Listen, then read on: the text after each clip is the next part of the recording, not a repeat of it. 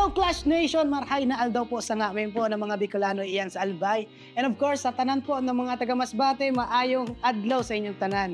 Ngayon, pipili po ako ng mga feeling ko na deserve din makapasok sa top 4. Unang-una, ang gusto kong makasama ko sa top 4, si Molly.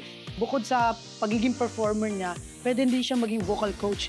Napaka-versatile ng boses niya. Ang dami niyang alam pagdating sa music talaga. Sabi ko, deserve na deserve ito makapasok sa top 4. Si Naya. Siya po yung pinakabata sa amin.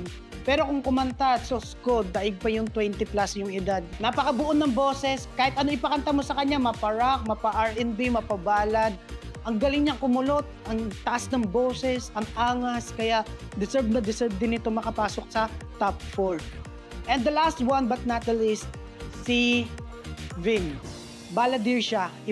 Ibang-iba yung boses niya kapag kumakanta siya, yung emosyon.